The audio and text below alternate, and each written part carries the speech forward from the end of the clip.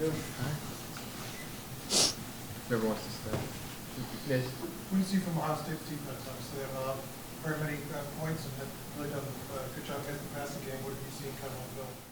Yeah, they got some good players. They run a good scheme. They're well coached. Just got a good amount of talent, but excited to get after them, and it'll be a good game.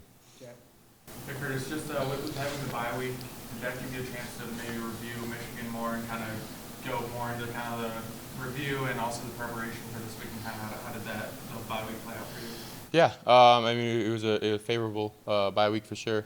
Just late in the season, getting ready for the next opponent, no matter what that was. But definitely got to detail Michigan and be able to have the corrections down last week, and then really dive into preparation for this week. So it was a good bye week. Yeah, we're even more fired up to get ready because we haven't played in a week. So. Curtis, how's the thumb management been over the course of the bye week and this week, and what's kind of been the process with that? Yeah, no, I feel great. I feel really good. I mean, that was one of my things I was looking forward to most was the bye week, was to be able to let my thumb heal up and not beat it up and not have to throw, 5 days a week, 5-6 days a week. So I'm really excited and was happy with the progress it made, and I'm feeling pretty close to 100% now.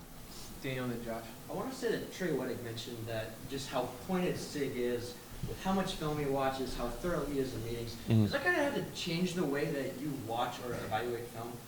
I mean, definitely. I've always tried to improve and work on some things in each off season, and film was something that I had to learn to watch, and because you can just watch film, but you might not be able to get a lot from it. And so, definitely, knowing how much Coach Sig watches film, shows how much he cares, and so that it makes you want to watch even more film, And so I wouldn't say that he's changed the way I thought, because I know watching film was really good for preparation, but I definitely recognize, and we all recognize how hard he works, and it makes us want to work as hard as well. Josh and Zach. Curtis, has practice been more intense, less intense, or just the same? Just the same. I mean, just another week. No matter what their logo is, we still got to go prepare. Every single game is just the same. So. Zach and Alexa.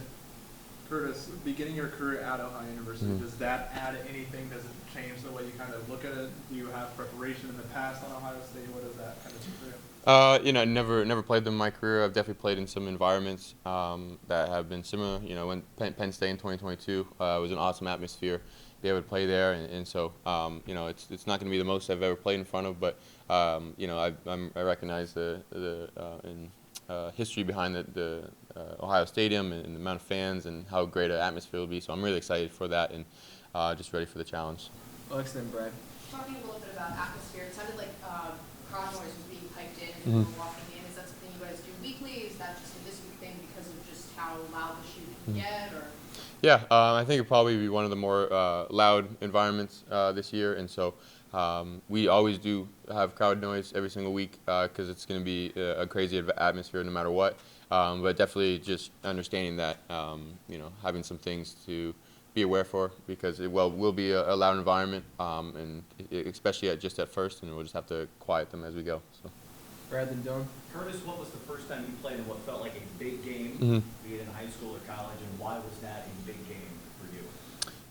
I mean, it's the cliche answer is the next game and everything like that, and so I feel like I get anxious and excited to go before every game because it's another opportunity. But definitely those championship games, those games that you feel like you prepared all season for, and you're just ready to kind of show what the final product is. And so I wouldn't necessarily say this is a big game because it's the next game, but I do look forward to the challenge that we had ahead of us, and just another chance to win with the guys. So. Dylan and Pete. Curtis, were there any days of the bye week where you had decreased reps at practice because of your injury?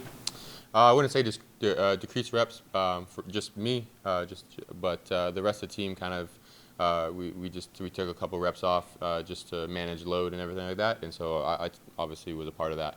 But it was also like I said, helped with my thumb, just trying to take the load off, just even if it's 20 throws a day, to help with extra healing. Pete and Mike. Curtis, how much input do you have in game planning, or like certain plays that you try to take? Like, let's go that And are you in favor of like trick plays or creative plays? Do you kind of try to come up with something unique yourself? Yeah, you know, I think we have a great offensive staff, and Coach Tina, Coach Shanahan, Coach Signetti really do a good job of coming up with different plays throughout the weeks that will work well.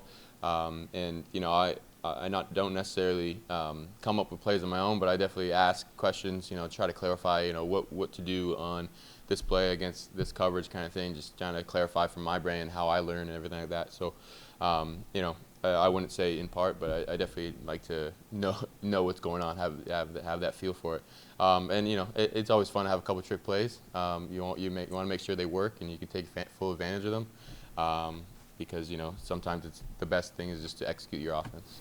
Mike, then Alexa, last one. With the offensive line, you talked about how you're close with your offense, but with Tyler Stevens coming in, how much can you help, and what can you do to kind of play a part in kind of getting him acclimated and kind of helping him?